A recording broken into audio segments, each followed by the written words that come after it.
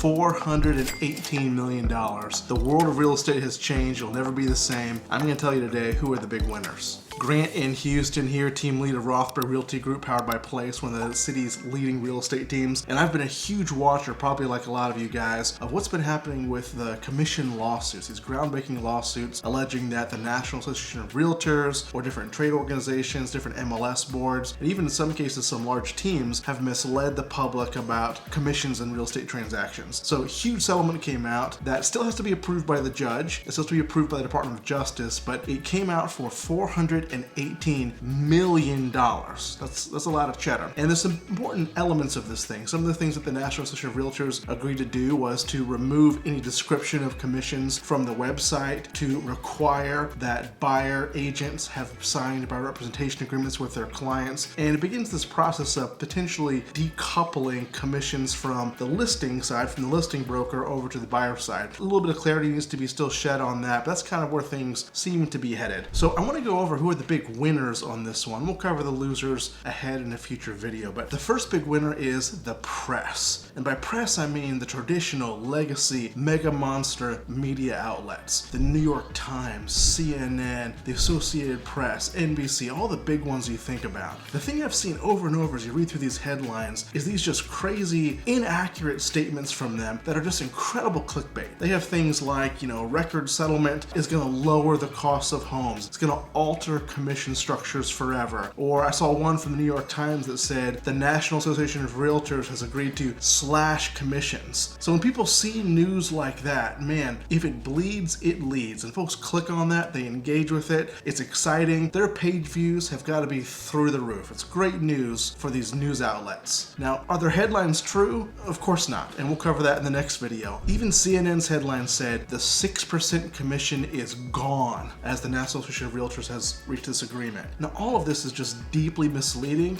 But at the end of the day, the news outlets are entertainment companies nowadays. Their job is to make sure they get enough page views, enough interactions, and that's how they get their ad revenue, right? So they're the first big winner on this. They got a big, juicy news story of this big collusion story, a massive trade organization supposedly tricking the public. And for them, man, that is great, great news. The second big winner is the professionals. And by professionals, I mean states that have taken this stuff seriously for a long time. Now, I'm here in Texas, we're in Houston, so I'm gonna talk from a Texas perspective, but this settlement doesn't have really anything new for real estate in the state of Texas. For the longest time here in Texas, our representation agreements with buyers have always very clearly disclosed what a real estate broker gets paid and how that's going to be collected. At the same time, for those of us who are trying to sell a property, our listing agreements have also very clearly broken out. Here's what a broker's commission is going to be. Here's how it gets collected. And there's an entire paragraph devoted to, do you want to have some of that money be shared or given to the buyer's broker? It's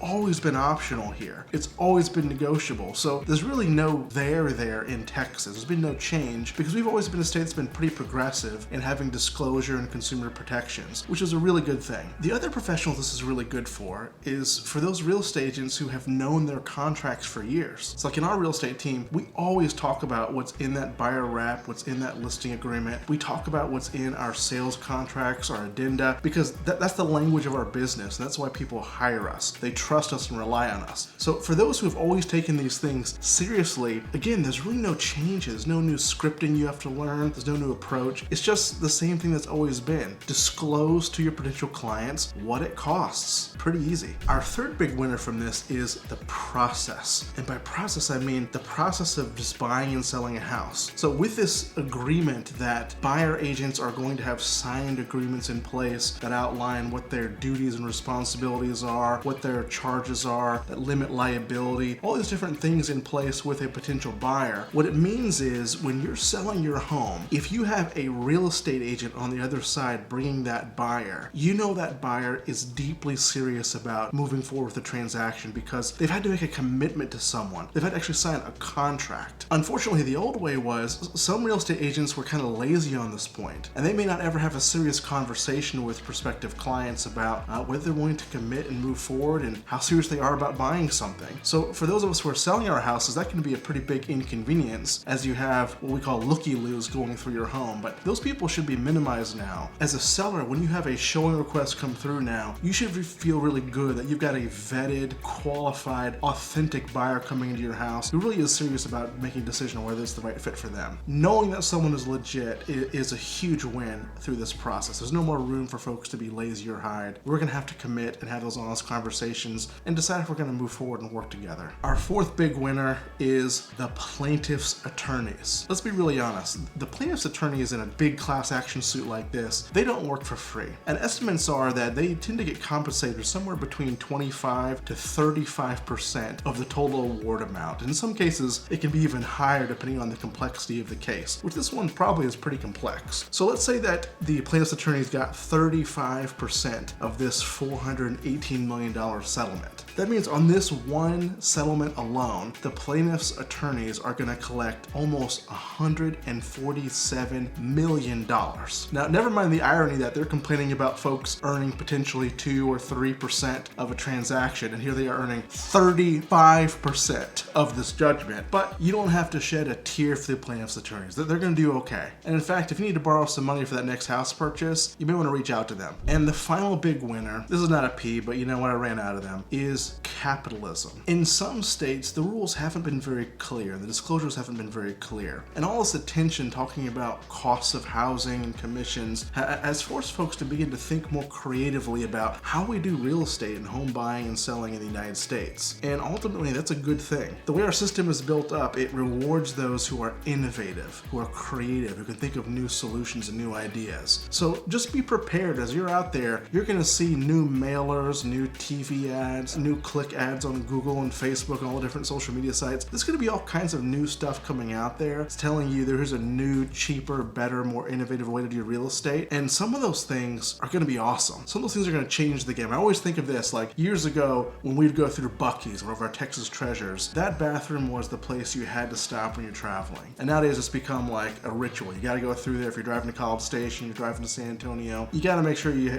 make a stop there at Buc-ee's. And because of what Buc-ee's did in just innovating with something novel like let's clean our bathrooms, once a month or something, every gas station now is a totally different experience than the one that we had when we grew up. We'll probably see some of that innovation happen in the world of real estate, and it'll be uncomfortable for those who are rigid and refuse to change. There are probably going to be some pretty cool things that come out of this that we can't even imagine right now. But those who are not rigid or stubborn but are willing to be innovative and try new things, they have a chance to figure out some pretty cool stuff. So it's not all bad. There are some pretty big wins that come out of this for the economy, for professionals, definitely for the plaintiff's attorneys. The press made a bunch of money, and for the overall confidence you've got in the process as a seller. You now know when someone comes through your home that they're going to be pretty well qualified. If you want to stay plugged in what's happening with real estate in Houston, all the cool things going on in our city, make sure you hit that subscribe button so you don't miss out on something. But look, it's not all sunshine and rainbows. There are going to be some losers from this. In our next video, stay tuned for this one. I'm going to show you who has a chance to lose something pretty big from this settlement. And if you have any questions about real estate stuff or what makes Houston great, make sure you shoot me a message. Our contact information is below. And let me know what you think about this video below. What do you think? Who are the winners, in your opinion, from this potential settlement?